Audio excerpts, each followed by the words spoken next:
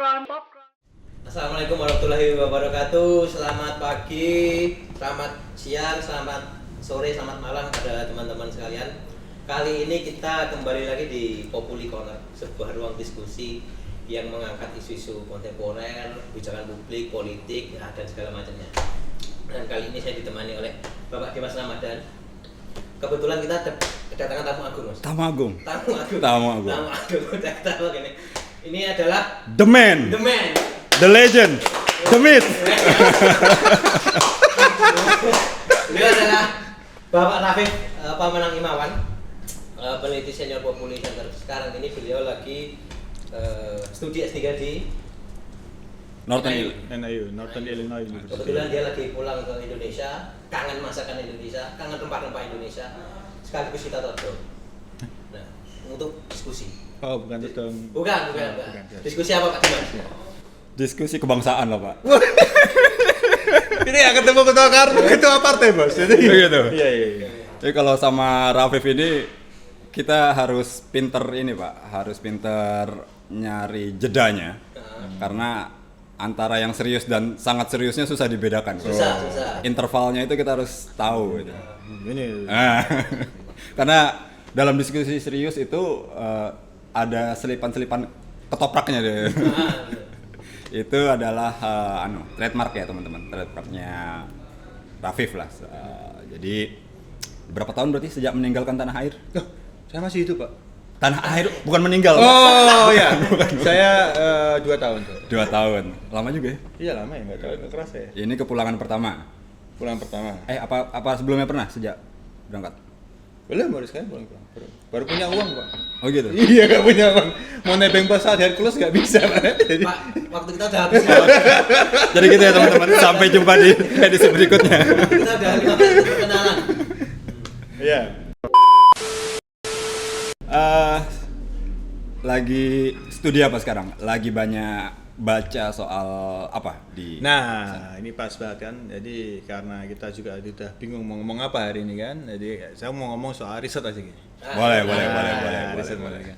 Jadi riset yang saya lakukan sekarang lagi soal democratic backsliding. Jadi, kemunduran demokrasi. Ya, Bukan di Indonesia kan? Bukan. Demokrasi Indonesia kayaknya stabil banget. Wah, Menanjak, Pak. Cuman nggak tahu temuannya Mas Rafiq Bus. gimana. Tapi studinya sebenarnya soal comparative politics, jadi soal perbandingan, studi soal perbandingan soal quality of democracy sebagai dependent variable, sebagai penjelasannya itu. Nah, di 74 negara.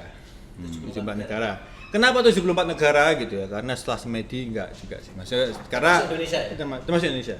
Jadi di 2 data yang saya pakai itu 2 skor indeks demokrasi yang saya pakai itu EAU, Economist Intelligence Unit, sama VDEM, Variety of Democracy.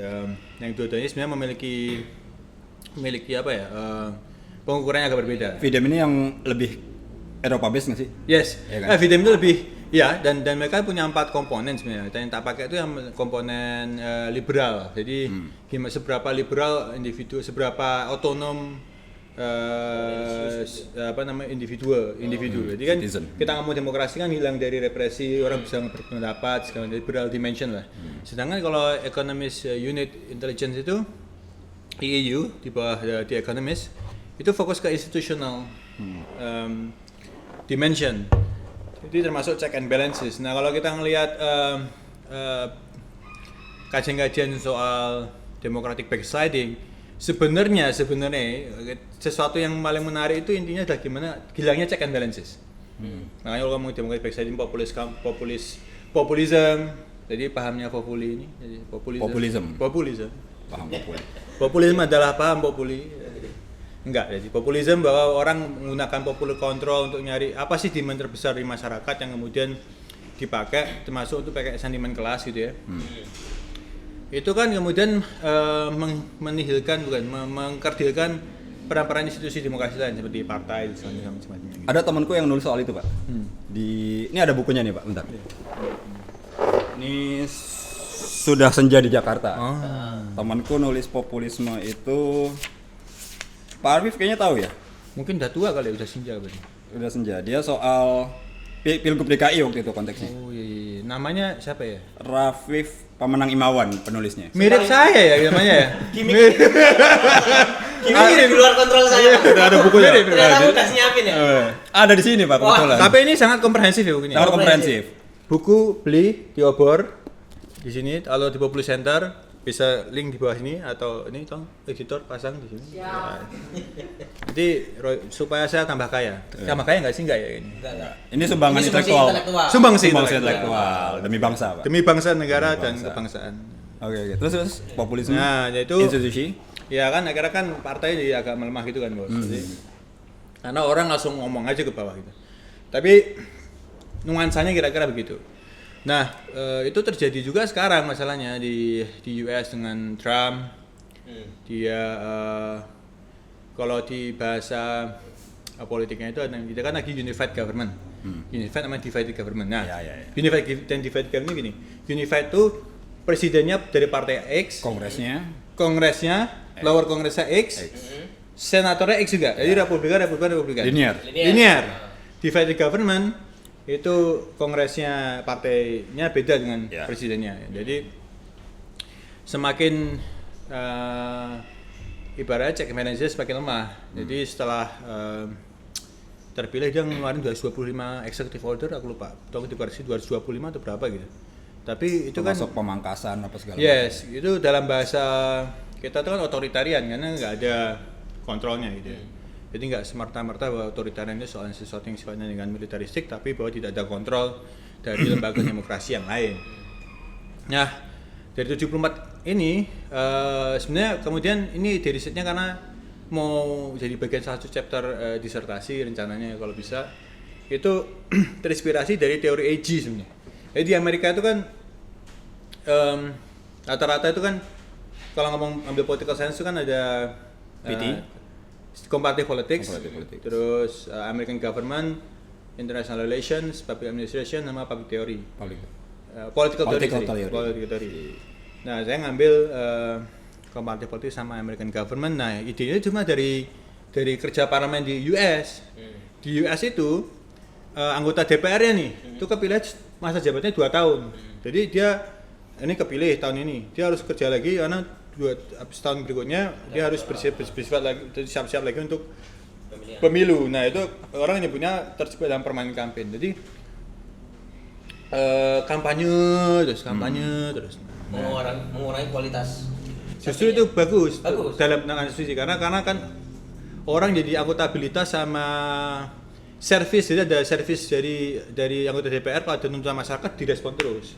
Nah, kalau dia berhasil membawa anggaran negara federal, membawa anggaran APBN dan lain-lain untuk provinsinya, untuk dapilnya, itu yang disebut namanya pork barrel politics. Membawa pulang gentong babi. Jadi karena dulu kan kalau di sana US kan babi ya, jadi pork barrel politics. Mungkin di sini pork bukan chicken barrel politics mungkin, bawa ikan atau bawa ayam gitu ya. Ini kan haram soalnya. Jadi pork barrel itu haram, jadi mungkin harus pakai chicken barrel politics. Nah, dari 2 tahun itu kan kemudian terinspirasi. Kemudian gimana kalau kita compare dengan negara-negara yang sudah established demokrasinya? Kenapa 74? Nah, 74 itu memang skornya itu sampai yang negara ke-75 itu udah nggak demokratis. Apa itu Pak negara? Somalia. Wah, itu pasti udah kayaknya nggak demokrasi. Jadi ada sampai otoritan. Jadi sampai kayak itu nanti dipotongnya di EU itu. Nah, kayak seleksinya gitu. Nah, setelah aku bikin analisis linear regression. Nah, hasilnya itu hipotesaku adalah semakin lama orang menjabat anggota DPR dan semacamnya, semakin buruk buat demokrasi. Gitu. Itu hasil ininya. Negatif. Nggak, teman-teman statistik kayak gitu. Yes, itu hipotesaku itu dan terbukti di situ. Walaupun tidak terlalu ini ya kelemahannya tidak terlalu signifikasinya bukan 99%, tapi 95%, one star gitu kan. One star. Terus Masih oke tapi itu. Masih oke. Tapi itu kan yang paling penting sebenarnya kan theoretical driven ya sebenarnya. Gara-gara gini Pak masalahnya. Sampel negara yang anggota dewannya itu cuma jadi span-nya adalah 2 tahun. Lama 2 tahun, 3 tahun.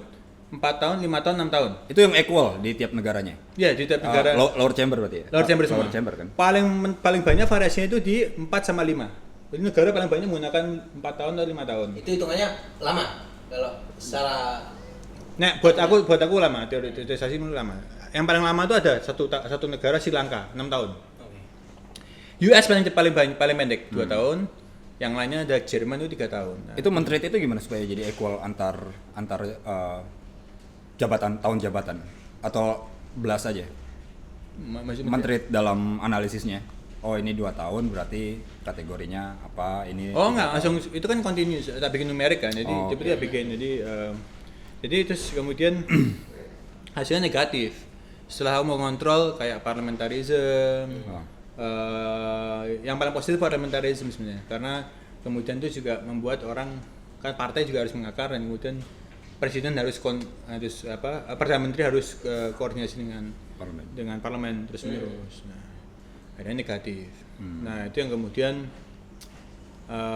sebenarnya yang lagi coba saya masukkan tuh untuk memasukkan lagi fase-fasenya belum, nantikan aja itu, saya lagi mencari untuk lagi revisi. Sudah dipresentasikan di Chicago kemarin bulan April sama di IVIS. Cuma memang udah ada beberapa masukan belum tak revisi. Cuma itu Pak, jadi emang sepertinya tuh membahas soal demokrasi itu kita sudah berapa hal membahas institutional arrangement itu deh, pengaturan kelembagaan. Gue bayangin kalau anggota DPR di Indonesia 5 tahun ya, tahun pertama kepilih. Nah, belajar Pak? Belajar dulu, belajar, yang baru, belajar. Adaptasi. Baik, dan kedua alih-alih kan. Mungkin 2 tahun ini nyantai bos. alih-alih nyantai. Sudah lihat nyantai dia? Nyantai. Oke. Ya, enggak. Terus baru 2 tahun terakhir. Kalau kamu jadi anggota DPR di US, baru kepilih, langsung harus pikir untuk kepilih lagi bos. Dipecut langsung kerja. Pikir lagi, gimana kan? Jadi repot tuh. Jadi menurut saya harus cari mungkin harus testing juga moderationnya gimana, karena kajian itu salah satu yang menggelitik itu ada, saya lupa penulisnya, tapi kajian soal parlemen perempuan di Bengal Barat, West Bengal, India, West Bengal. Nah itu, jadi itu parlementer perempuan ini, mereka tuh tidak tahu berpolitik, tidak tahu korupsi dan segala macam itu. Tapi setelah dia lama di institusi itu, dia jadi tahu, jadi canggih gimana korupsi. Okay. Jadi menurut saya harus, jadi konsekuensi praktis ya dari riset ini sebenarnya 2 menurutku. Satu, pikirkan kembali sesuatu yang sifatnya micro arrangement itu. Kalau saya mengatakan label micro institutionalism. Jadi sesuatu yang variasi dari itu harus diperhatikan. Yang kedua juga pikirkan juga soal selain term length ini soal term limit. Jadi mungkin anggota DPR terus dibatasi. Nah itu juga jadi, ada prakteknya nggak di 74 itu? Konstitusi yang kan kalau presiden masa jabatan biasa ya. Ada lah. Gitu. Mungkin ada ya. Belum harus tak cek dari satu negara. Tapi di US sendiri sekarang kan nggak ada term limit kan. Jadi anggota DPR yang kayak Nancy Pelosi dari 80-an dah. Dari anggota lower chamber, mantan anggota DPR-nya dari Partai Demokrat di Kongres itu udah berapa puluh tahun di situ. Dan kan ide baru jadi nggak ada kan. Jadi mungkin rutinitas saja. Rutinitas saja deh akhirnya. Nah, iya. Misalnya kalau anggota DPR udah terlalu tua, ada Gen Z nih aspirasi mungkin nggak nyambung. Walaupun kita bisa berargumentasi ada staff-staffnya gitu. Staff-staff yang mungkin lebih muda bisa menyambik, tapi kan gaya berpolitik dan segala macam mungkin berubah ini ya. Itu yang kemudian jadi alasan kenapa kalau kita ngomong soal keterwakilan perempuan juga perlu untuk jadi nggak serta-merta perempuan kita laki-laki bisa mewakili perempuan nih, kagak bisa bos. Kadang-kadang ada aspek-aspek sesuatu yang tidak bisa tetap harus partisipatif secara inklusif Pak. Secara inklusif. Nggak hanya sekedar ideologi yang dibawa laki-laki toh, tapi memang mereka harus. Di Indonesia ada studi terbarunya tuh Pak. Temanku yang nulis. Apa itu? Nah itu bukunya di situ toh. Kasih tahu. Ini temanku yang nulis ini. Wah, ini jadi forum jualan buku ya? Oh, ini Enggak apa-apa.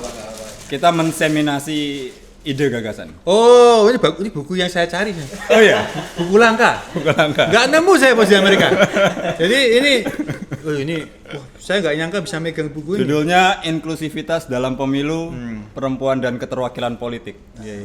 Kalau saya nulis baca, penulisnya bagus-bagus nih. Ada Dimas Rosojati, Hartanto Winur sama Olivia Ramadan. Iya, itulah. Agak mix ya. Ada mix.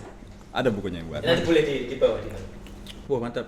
Silakan beli kalau ini bukunya. Di link. Ini masih nunggu ISBN, jadi belum diproduksi massal. Belum diproduksi massal. Saya nggak nyangka bisa megang buku ini lah bener. Sebuah karya sederhana. Karya Buat sederhana. Bapak Rafif. Iya. Semoga bermanfaat. Semoga bermanfaat. Kalau bikin buku, kalau bikin buku kemudian kurang merasa kurang yakin ini kontribusinya gimana, bikin aja studi pendahuluan gitu ya. Itu mungkin. Itu ada juga nih, ini studi pendahuluan juga. Oh enggak, ini bagus nih. Bagus. Ini magnum opus nih. Magnum opus. Kebuka. Jadi ini buku Ke Timur Halan Menuju. Siap. Iya. Bisa dibeli di Obor. Salah satu chapter di buku ini tuh dia ini studi di Ambon, Pak. Jadi judulnya Grow Separate by Windows. Wow. Tumbuh tersekat kaca. Kayaknya puitis banget orangnya. Pasti orangnya sangat puitis. Ya nulis pasti puitis kan? Ya kan? Ya omongannya tertata. Ya kan? Namanya adalah Rafif Paman. Oh iya. Banyak kembaran saya. Banyak kembaran saya. Tapi itu bagus tuh studi Ambon itu. Nah, karena kalau kita lapar kan nggak kasih nasi ya. Gimana tuh? Ambon. Apa gitu? Gimana? Nasi dikasih Ambon. Abon, Pak, Abon. Oh, mungkin harus dikat bagian ini ya. Mohon maaf, kita sudah lama gak ketemu Mas Rafif jadi agak kenal. Agak bingung. Oke, back to ini.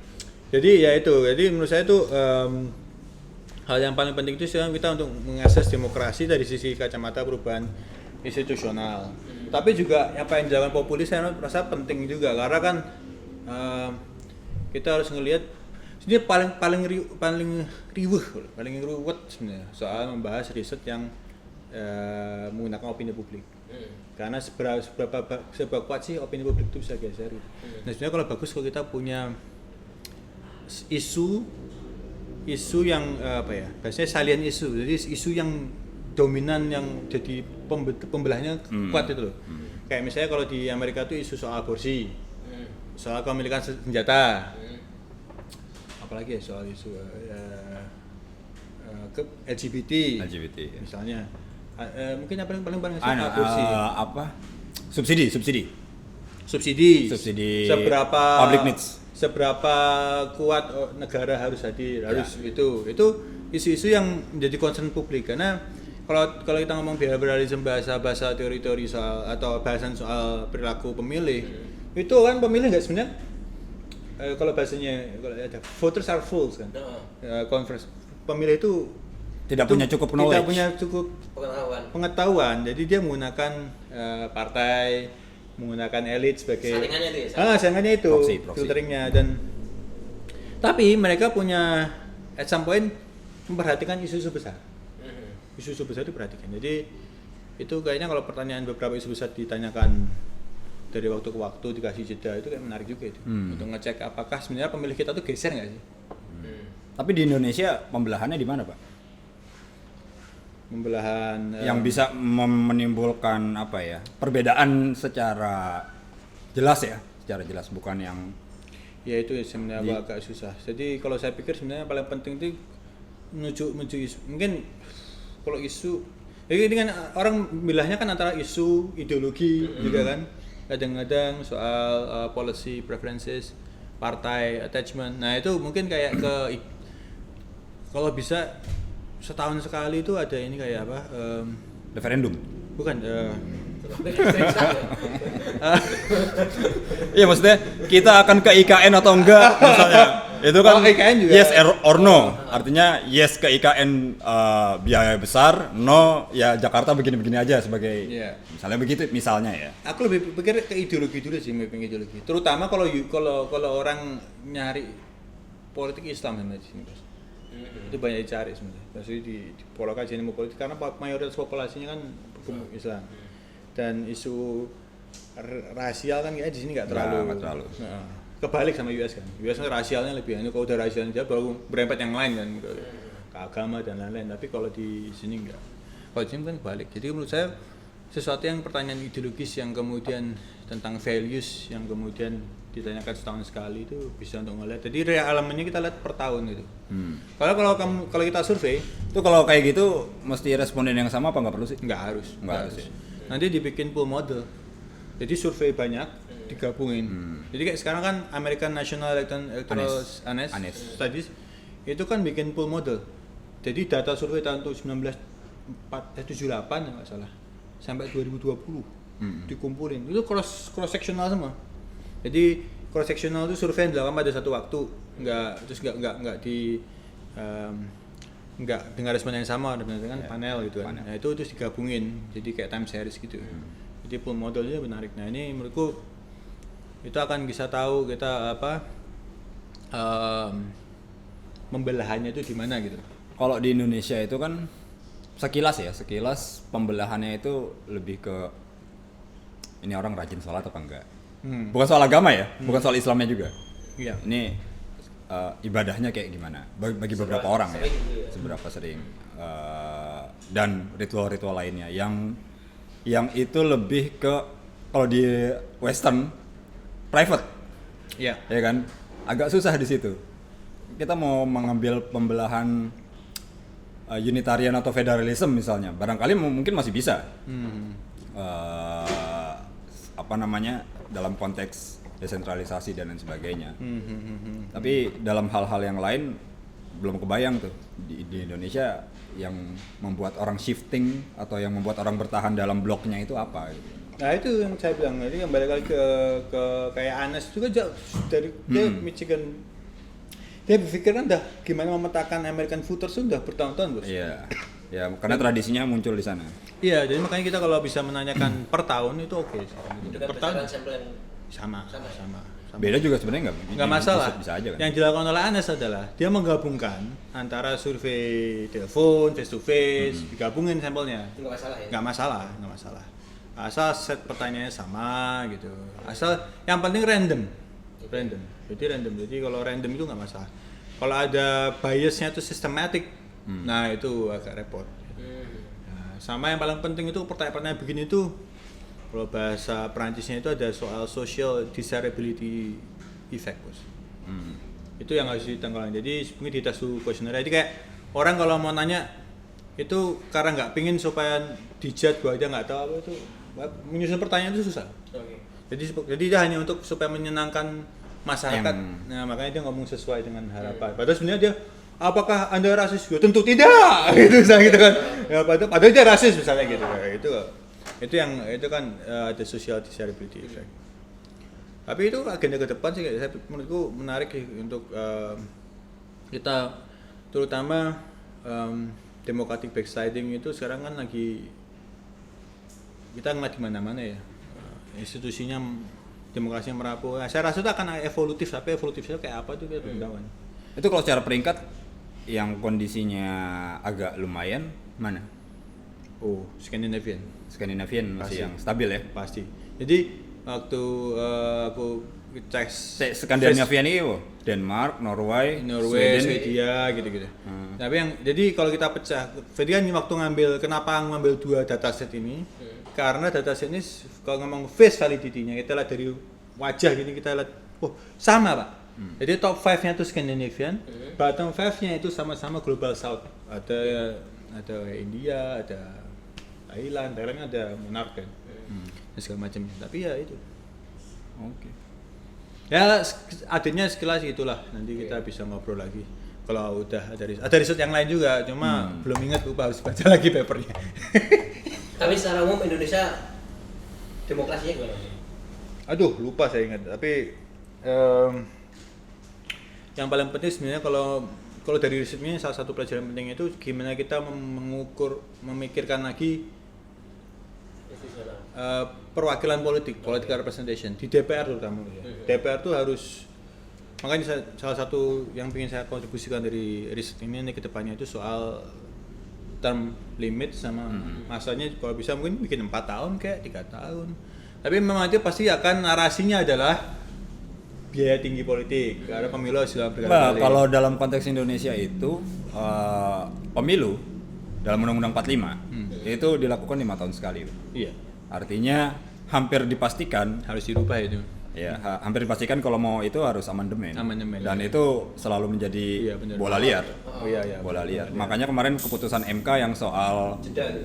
jeda antara pemilu nasional sama pemilu lokal itu argumentasinya yang kontra di situ bahwa pemilu ini harus 5 tahun karena kemarin pilkada lokal sudah berbarengan, nggak bisa di tengah-tengah tahun nanti mereka diganti atau yang sekarang diperpanjang karena undang-undang mengatakan 5 tahun. Benar.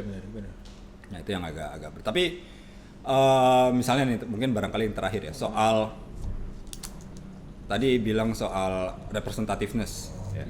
Kalau di dalam konteks Indonesia ini ya partai sebenarnya itu aja sebenarnya. Kolamnya nggak terlalu berbeda kolam votersnya. Tapi keputusan MK terakhir soal bukan menghilangkan sih, memikirkan kembali ambang batas parlemen untuk DPR. Jadi akan ada kemungkinan kalau selama 1 dekade belakangan ini kan antara 8 sampai 9 di DPR. Kalau itu sampai turun ke 2 atau ke 1%, itu akan nambah jumlah partainya.